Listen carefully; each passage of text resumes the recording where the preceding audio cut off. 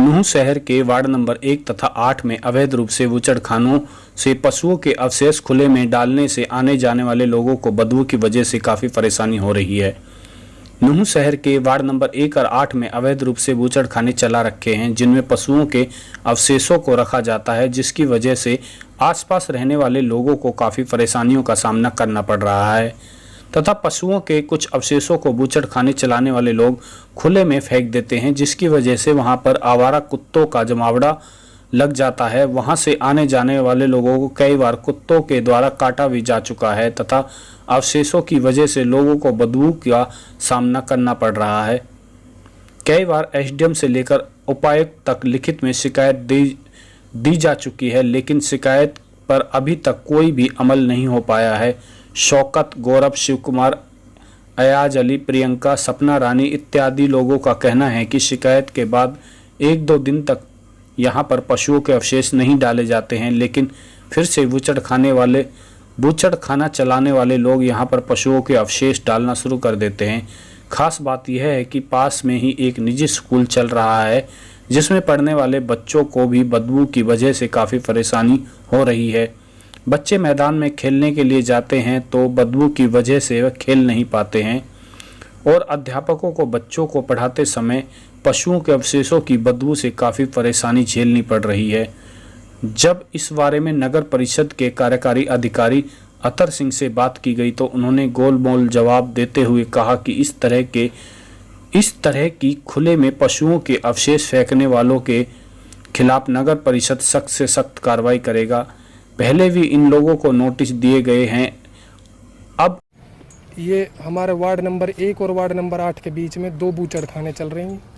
इनकी वजह से वो वहाँ कट्टी वगैरह करते हैं, वहाँ का जो ब्लड होता है उनका जो अंदर का पेट का होता है वो यहाँ फेंक देते हैं।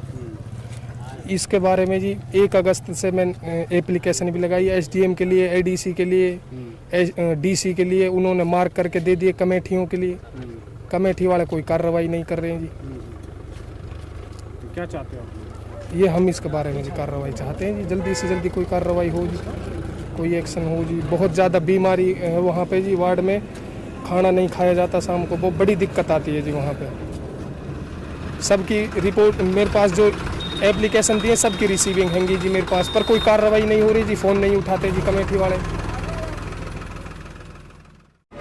बहुत ज़्यादा इतनी स्मेल होती है, हमसे खड़ा ही नहीं हुआ जाता। बच्चे प्रेयर के लिए, असेंबली के लिए, खेलने के लिए बिल्कुल नहीं जा पा रहे। सांस लेना मुश्किल हुआ पड़ा है, बैठना मुश्किल हुआ पड़ा है। इतनी स्मेल है, हम 5 मिनट के लिए बच्चों को बाहर नहीं निकाल सकते।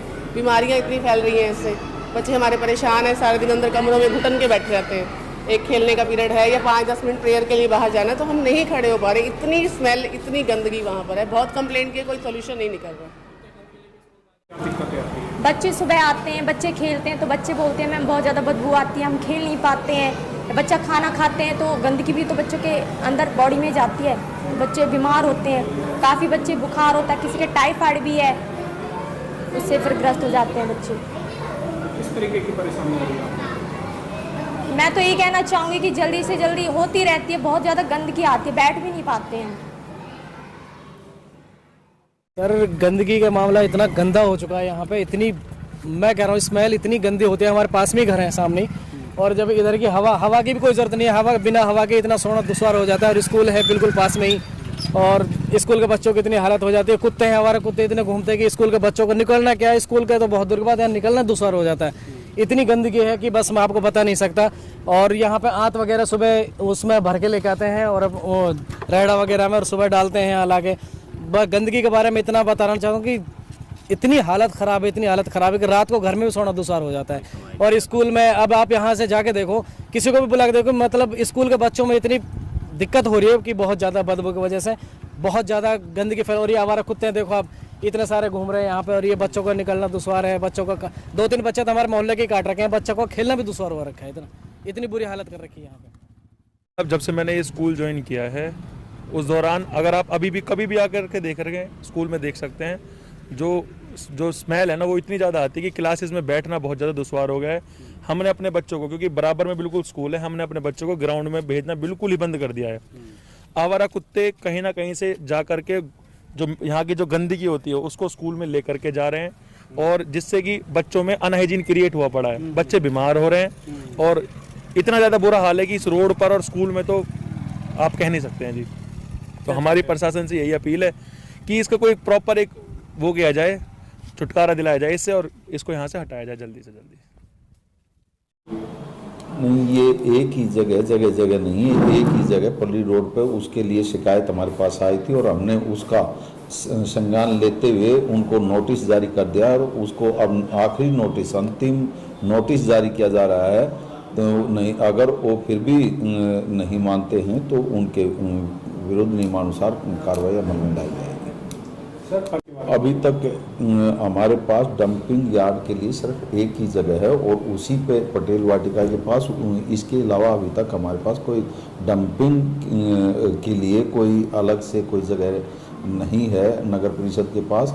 उसके लिए चिन्हित की जा रही है, जैसे ही हमें अलग से कोई जगह मिल जाती है उसके बाद ये व्यवस्था ठीक हो जाएगी। आग नहीं लगाते, वो घर्षण करके कई बार लग जाती है तो हम तुरंत फायर ब्रिगेड को भेज के उसको तुरंत बुझा देते हैं।